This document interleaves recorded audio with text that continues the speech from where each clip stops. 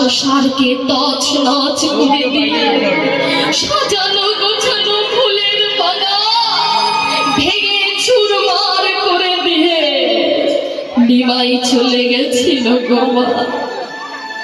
আজ গ্রহণ করেছিল ঠিকই সে সন্ন্যাস ধর্ম, কিন্তু বধূমাতা বিষ্ণুপ্রিয়া ঘরে বসে তা পালন করেছিল। তাই সে যদি না থাকতো না মা, নিমাই এত সহজে কৃষ্ণ নাম করতে পারতো না, এত সহজে হরি নাম সে করতে পারতো না। কি করতে পারতো? আমরাও পারতাম না এত সহজে কৃষ্ণ নাম করতে।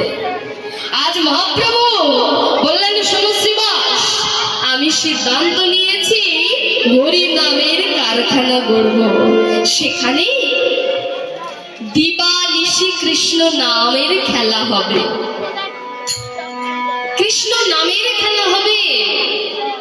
তা মা, ফুটবল খেলার একটা নিয়ম আছে না?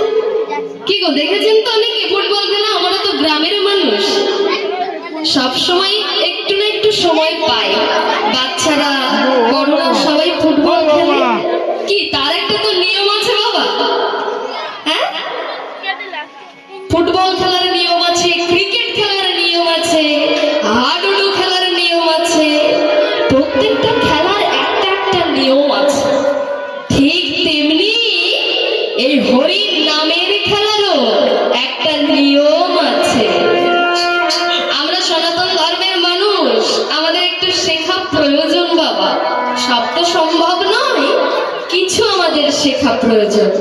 তাই মহাপ্রভু শেখাচ্ছে, শোনো শোনো, কেমন করে কৃষ্ণ নামের খেলা খেলবে। প্রথম নিয়ম শোনো, কি জানো? মুখে হরি বল বলতে হবে। কেমন করে বলতে হবে শোনো? বদনে কৃষ্ণ নাম করতে হবে। আর কেমন করে খেলতে হবে শোনো?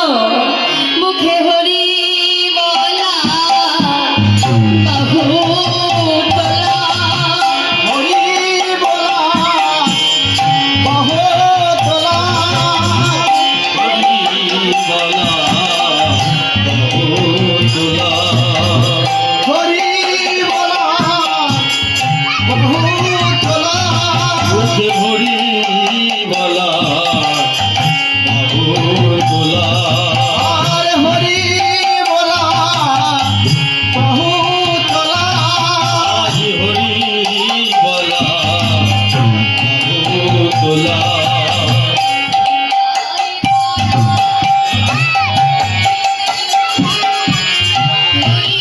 বলার বাহু তোলা, ভুলায় গড়া গৌরী গড়া, হরি বলা, বাহু তোলা। তাহলে কি হলো? বদনে হরি বল বলতে হবে, সেই সঙ্গে সঙ্গে এই দুটি বাহু তুলতে হবে। আর বলছে, দাপর যুগের খেলা হলো কাঁধে চড়া চড়ি, আর এই কলি যুগের খেলা কি জানো? শোনো শোনো, এই কলি যুগের